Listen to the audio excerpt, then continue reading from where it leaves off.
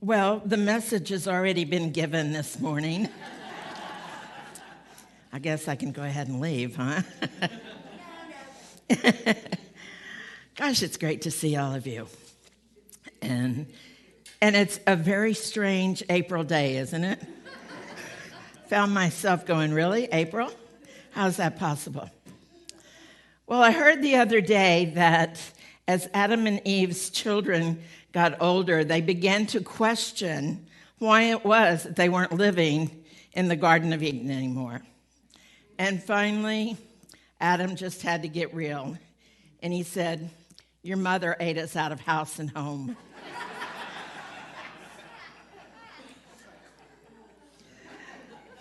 Always blame it on the woman anyway, right? Especially if it's real food. So, we're going to talk about synergy. Synergy, that energy, that interaction, the cooperation that gives rise to create something that is greater than each piece. So we've got synergy, and we have this piece, and we come together, and it's much larger than we expected it to be in its parts. And that's what is happening here right now. This church is going through a period of time that you all get to collectively bring your energy into a piece of synergy that makes it greater and more. You have the opportunity to create here that new minister. You have had a minister that is awesome. I mean, Jill is an awesome person. She's an awesome minister. She's going to be hard to replace. And that process that you go through is going to be an opportunity to take all the little pieces and put them together and be more. It's going to be a time that you're going to have to bring the rubber to the road. You're going to get to go out and practice what Reverend Jill has taught. You're going to get to hold in prayer all that she taught, doing the positive prayers. So I just was so touched by this. It's synergy, that this is the commitment that you make to each other. It's transformative, and your prayer is simple. I see all qualities of God active in you and in this situation, and so it is. And I just invite you to remember that over and over and over again, because you're going to go through some times that maybe somebody's not going to agree with someone else. And you know what? That's one of the good times, because you know what happens when there's some spark and you get to talk about it and get to come to a greater picture, a greater realization of what you want, and it's beautiful. It's beautiful what you can create together. So synergy is an interaction, a cooperation. That's important. It's a cooperation that gives rise to the whole and makes it greater than the parts. Are you willing? Can you see that the rubber meets the road here, and it is your opportunity to honor Reverend Jill by carrying the message into this process, to carry the message into this new opportunity that you have to travel on a road, opening your heart even greater, learning even more as you go through the process of selecting a new minister. It's a wild ride time.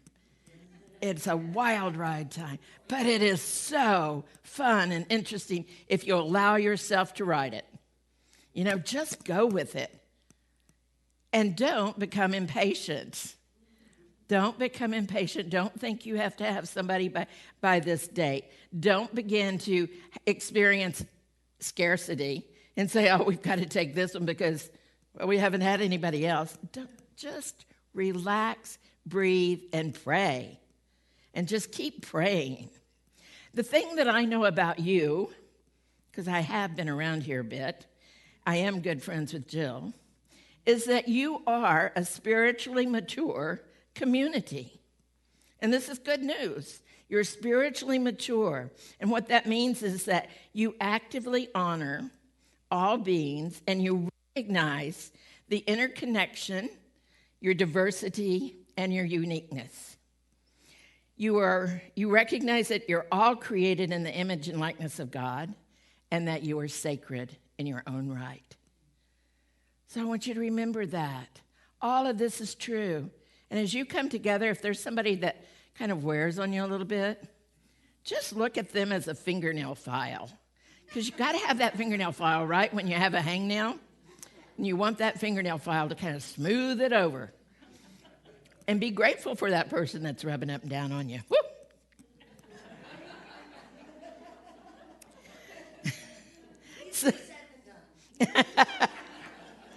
Once you set your heart to it, though, it's not so hard. Not so hard at all. So a spiritually mature person has shifted from a belief in something to a trust. So that's going to be important for you to remember, is that you not only believe who you are and what you are, but you trust it. And you act from that place. You come from that place where you fully know who you are as spiritual beings, open and receptive to receive your new leader, your new spiritual leader that's going to just bring a new light, going to elevate you, going to lift you higher than you even thought possible. That's what's happening, folks. That's what's happening. So how do you increase your spiritual maturity? I mean, maybe some of you feel like, well, yeah, you can say that I'm spiritually mature, but I feel like I'm still back in kindergarten.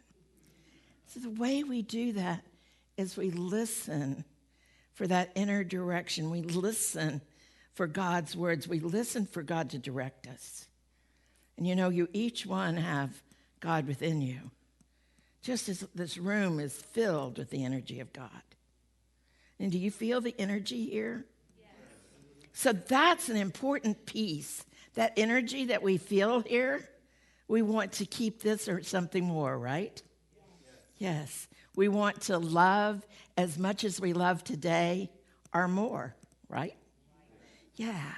So energy is such a interesting thing, and we have a piece to play in that. If you ever walked in a room and just felt like you wanted to leave because the energy was bad? Yeah. And you walk in here and you want to stay and you just kind of want to move in because it's oh so yummy. Yeah. So it's important that we keep our vibration in that realm of positive. So a story. There was a man's daughter who asked the local minister to come and talk to her dad because she thought he was about to die, and she wanted him to have the opportunity to talk to the minister and say anything that he needed to say to pass it on. And so the minister came and he walked in the room and there was a chair right beside the bed, and he went, "Oh, so you were expecting me?" The man said, "No, I wasn't expecting you." And he said, "Oh, well, you have this chair here. I thought you were expecting me." And he went, "No, but I'll tell you about that chair." And so he began to tell the man how he did not know how to pray. That he had gone to church and he had listened in church and he heard all the words about praying, and he didn't know how to pray. And it frustrated him, and he continued to go through life trying to figure out how to pray. And one day he ran into a man down at the fishing hole, Synergy, just ran into him. He started talking to the man. He said, "I don't know how to pray." And the man said, "Oh, okay. Well, get yourself a chair, put it in front of you, and sit down and talk to Jesus. Just talk to him." And the man said, "Well, I thought it couldn't hurt. I've done everything else, and it hasn't worked." So he did that. And he said it felt so good, he quit doing it just in the morning. He started doing it morning and night. He said, "I did it anytime my daughter wasn't around. I didn't want to do it when she was around because I didn't want her to think I was crazy talking to an empty chair." You can imagine. So he was praying and getting this wonderful energy and this wonderful vibration as a result of running into the right person and saying to that person that he wasn't able to pray. And a little bit later, 2 days later, the daughter called and said, my father has passed. And he said, well, I'm real sorry to hear that. Was he at peace? And she said, absolutely. But there was kind of an odd thing. There was a really, maybe even weird thing, because before he died, he put his head over into the chair that was next to the bed. Yeah. Beautiful, huh? Beautiful, sweet story about prayer.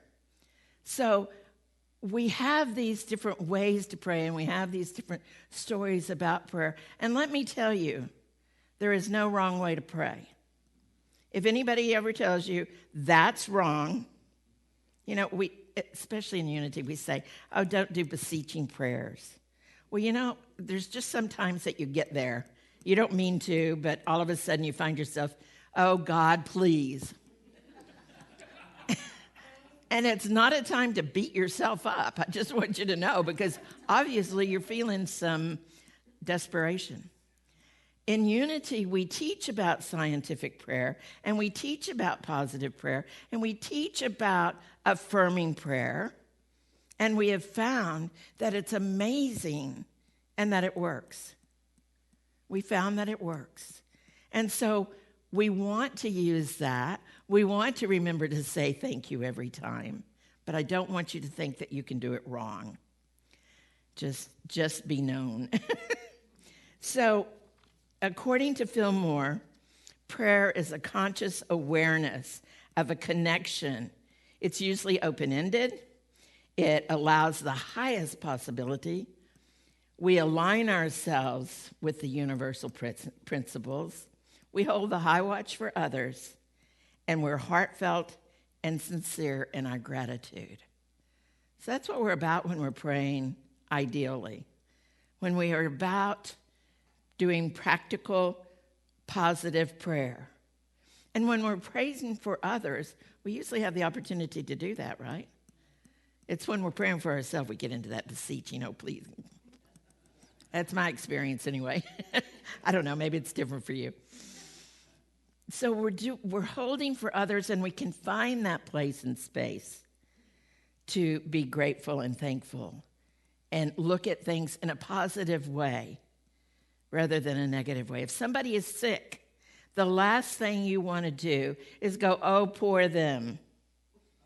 What you want to do is deny the energy of that apparent disease and hold the truth that God is life, and the force of God's life is moving through this person.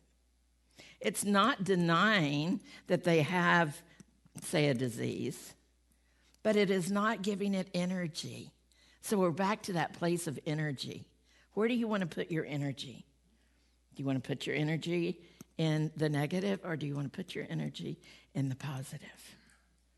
Do you want to hold the possibility? Do you want to hold a high watch for someone else? Do you want to hold a high watch for this church as you go about your transition?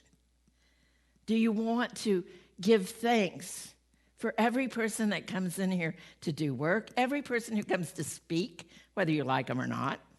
There'll probably be somebody you go, oh, God, I hope we don't hire them. And that's okay. You don't have to like us all. Affirmative prayer is just to become still, to breathe, to go to your heart, to deny the belief in the condition, and to align yourself in the realization of answered prayer. So you become aware of what it would feel like to have complete and absolute answered prayer. Again, it's about energy, vibration, how you feel. Now, I think that's pretty hard to do sometimes. I'll just say it, I do. But I do the very best I can do. And if there's some part of me that has a difficult time with holding a belief, I say, just as we were taught, and please take away my unbelief. Please help me with that unbelief. Please let me know that there is good even in this situation. And oftentimes we do learn that those situations that we think are so bad aren't so bad with hindsight, right? Yeah. So sometimes we're very glad that we don't have what we wanted. Larry Dawsey, who is a doctor up in the Dallas area, has done double-blind tests on praying and healing through prayer. And so they have people come and pray for people who have a situation and watch and see what happens. And then others they don't pray for, and they see what happens. There's a marked increase in healing in those who have the prayer, in those that are receiving prayer. Now, I just want to know how somebody could not pray for somebody if they knew they were ill, right? You know that our every thought is a prayer. So we have to be really careful with our thoughts. We have to become aware of them and make sure that we're in a place that we want to be. Because if we're walking around all day going, oh, woe is me, and this world is awful, then we're missing the point. And if you watch the news or read the paper and go, the world's going to hell, I don't know, we probably won't have a world in a few days. I invite you to take that time and use it as a call to prayer. If you are watching the news and you're feeling disheartened, recognize that it is a call to prayer. It is a call for you to hold the high watch, to believe in, to affirm that we can have a change, that we can have something better. Do you realize what this world would be like if we all started doing that? Can you imagine the vibration, the high energy that we would be bringing? So it's okay if it's just a few of us doing it, because that too is going to bring a change. So it's important that we hold that high watch, even when it's hard, even when you want to sometimes scream. I have people that like to call me and tell me things just right out. My son being the one special. And I'm just like, what do you want me to say? Because he really wants to engage in negativity.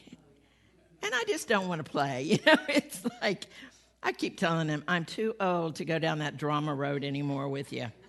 Just not interested. And he keeps trying. But we don't have to get into the drama of the situation anymore. So we can become still. And we can begin to look for the good. And we can begin to hold to the fact that healing happens. We can free our minds from anxious thoughts before we send blessings to people.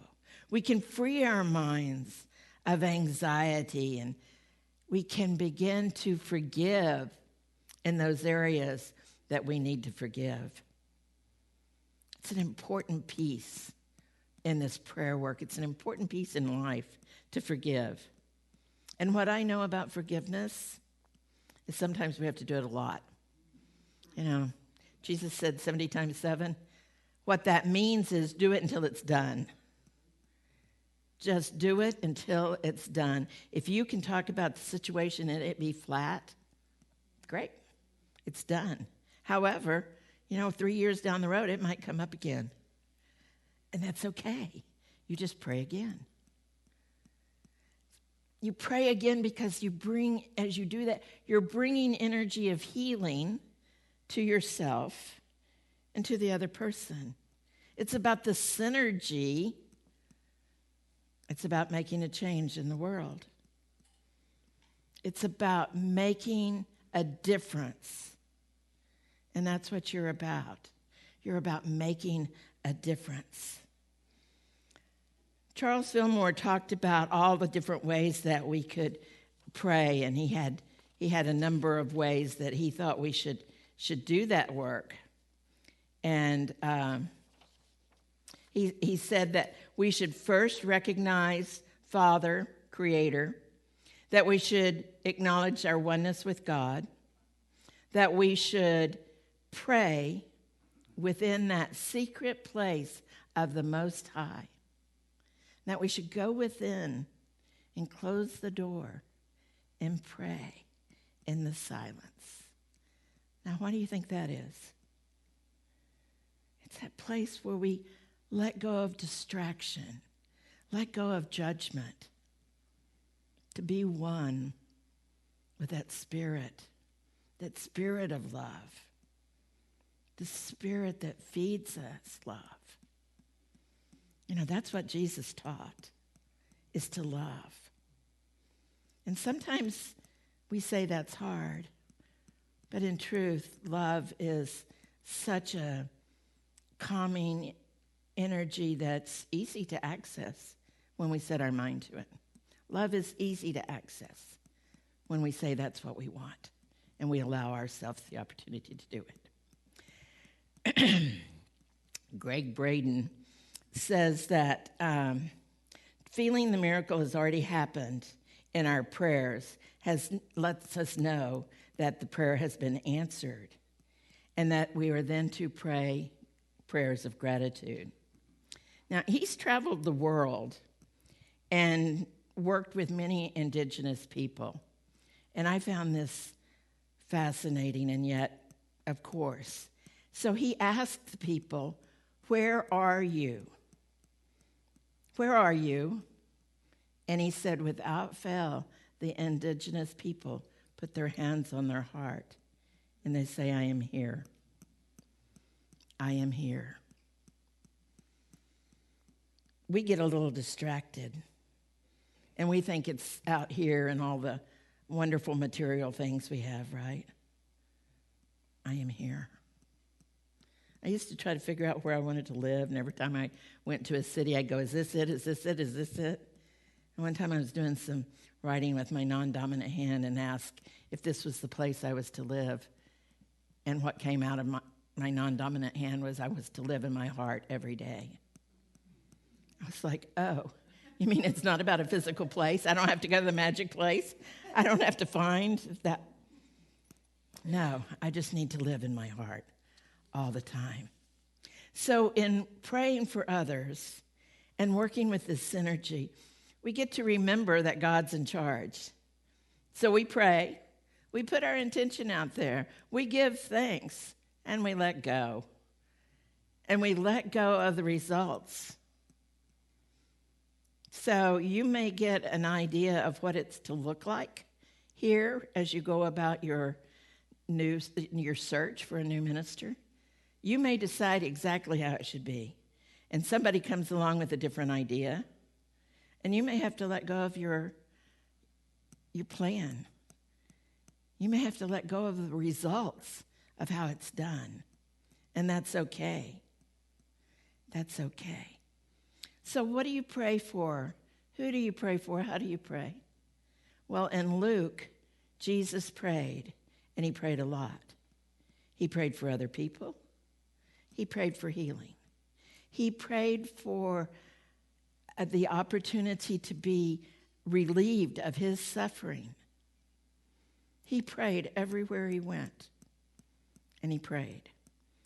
One time he had to go off by himself into the desert and pray quietly by himself.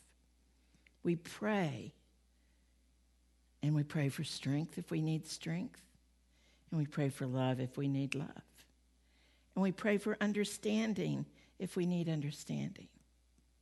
Because you see, in praying for others, we pray for ourselves as well. We cannot pray for others without it falling on us as well. You ever notice that? You're praying for somebody and suddenly you go, oh, I think that's about me. Yeah, I do a lot of counseling, and I'm doing a prayer and I'm going, oh, who am I praying for here? When we pray, it's like going out in the rain. Everybody's going to get wet. Everybody's going to get wet out there. So you've come together to pray and to participate in God's work. You're here to participate in God's work. Y'all might have heard of Emoto, who was a scientist, or is a scientist in Japan. And he had a lab where he worked with water. And with this water, he gave positive messages to the water. And then he froze it. And then he studied it. And what he found was just beautiful crystals. There were days also that he would go in and he would say negative things to the water. And he would freeze it. And the crystals would be jagged and asymmetrical and just not very pretty. And we know that with our plants, we can say wonderful, loving things to our plants, and they flourish. And we can say not so nice things to them, and they'll begin to wither. It's an energy, a synergy, and that's what we're about. So you may come in here and say, it doesn't matter how I feel today, but let me tell you, your energy counts. Your energy makes a difference. You make a difference. You're a very vital part of this church, and you make a difference. So we're not about changing things externally. Well, we may be about it. But we can't change anything externally unless we change something internally. We have to make that change. We have to be willing to receive. We have to feel worthy of receiving. Anybody ever say a prayer and then go, well, I'm not worthy of that? This is what I want, God, but I know I'm not worthy. You're not going to give it to me. Wrong. Wrong. You are worthy. You're very worthy, each and every one of you. So, James Dillard Friedman, y'all know who he is? Port Laureate for Unity. Passed away a few years ago. I'm going to tell you a little bit about his story. In 1947, he heard the words that inspired him, and he wrote the poem, I Am There. Now, this happened when his wife, Catherine, was in the hospital. And the doctor came out and he said, your wife is not going to live. She's only got a couple of months. And he was devastated because he loved her so much. And he beseeched God to let her live. He prayed and prayed and prayed. Please, God, let Catherine live. And he said he heard the words, not inside his head, but outside. I am here. He heard it so strongly, so he wrote the poem, began to use the poem. It's just such a beautiful poem. I am, is it here or there?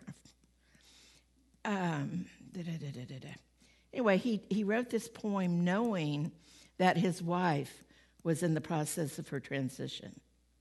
And the doctor gave her 2 to 3 months, and she did live 10 months. So I do think that there was some magic in that prayer and in that belief that God is here with us this moment. His prayer ended up going to the moon and is up in the moon so that people can find it someday when we get back up there and start looking around. So the original verse is, I am there. And the question is, do you need me? I am there. I am there. And each stanza of the original poem was about Catherine's diagnosis. And he was talking to God about that and having physical hearing of answering. So we are here to do our work. And life lesson, pay attention, tell the truth, and don't be attached to the outcome. God bless you and namaste.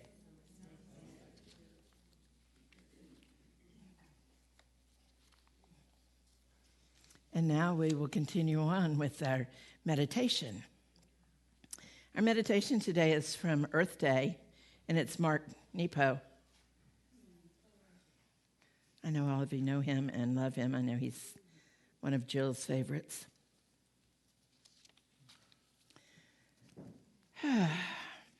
So in this moment, I invite you to breathe, to take it down into the very depth of your lungs. Take that air down there. Expel out the air that's been sitting there stale, waiting to be released. Breathe.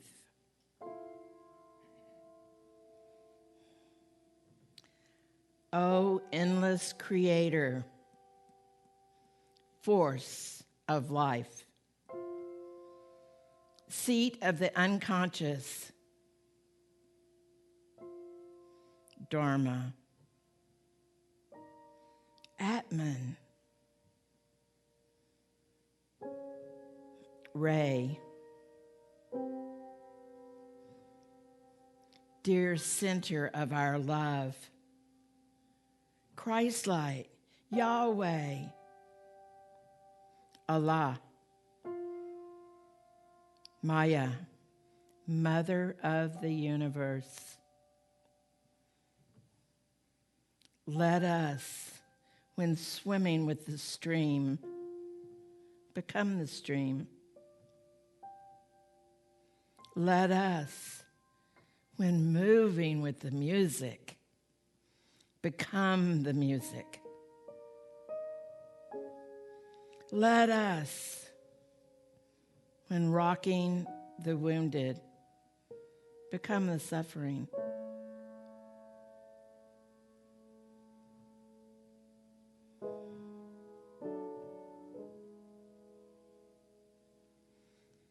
Let us live deeply enough till there is only one direction, and slow enough till there is only the beginning of time. And let it be loud enough in our hearts till there is no need to speak.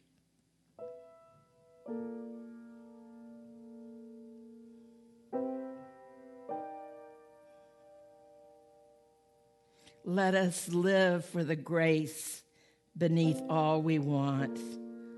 Let us see it in everything and everyone. Let us see it in everything and everyone until we admit to the mystery that when I look deep enough into you, I find me. And when you dare to hear my fear in the recesses of your heart, you recognize it as your secret, which you thought no one else knew.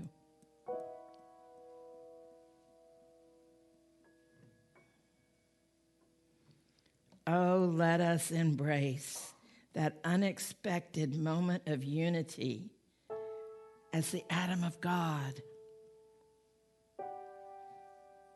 Let us have the courage to hold each other when we break and worship that unfolds.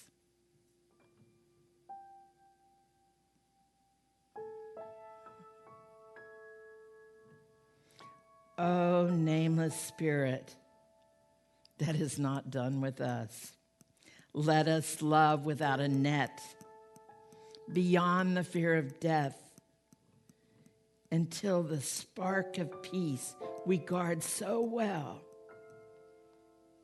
becomes the world.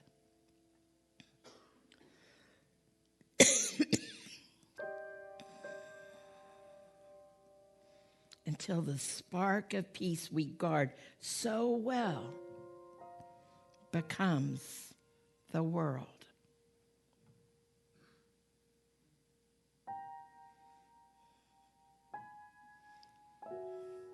And with those words, I invite you to go into the silence and be.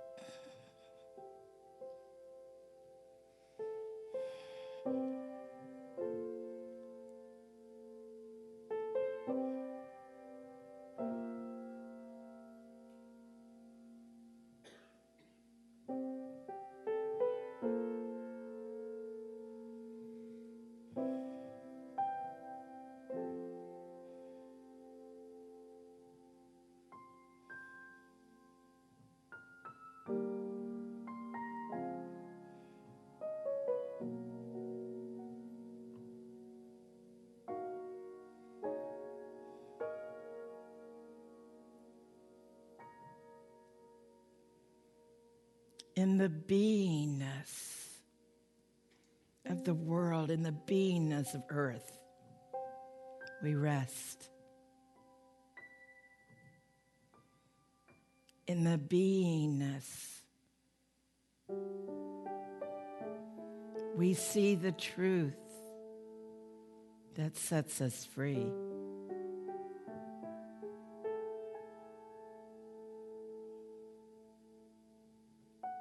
We feel the synergy of this community coming together.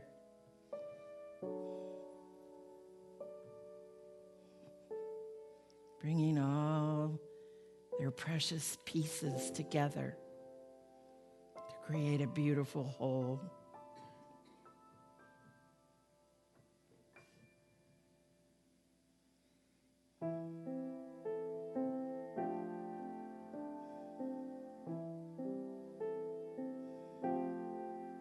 We are one in spirit.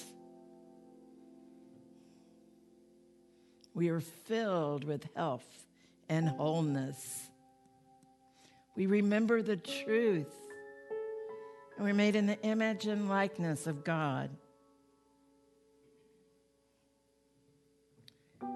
We see it in everyone we meet. We hold that Christ presence.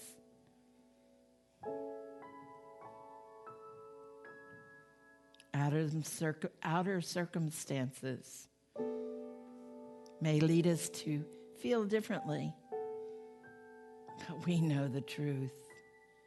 We allow our hearts to open even wider, to love even greater, to be even more.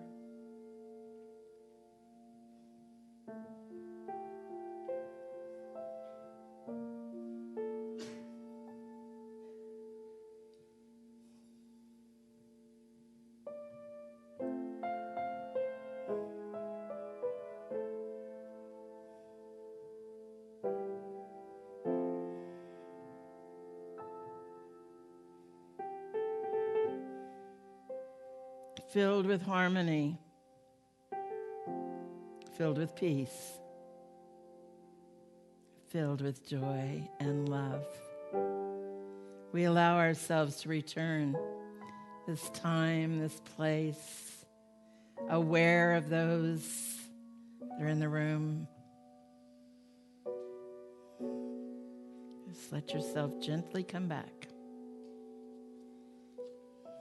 with open hearts and open minds. And so it is. And so we let it be.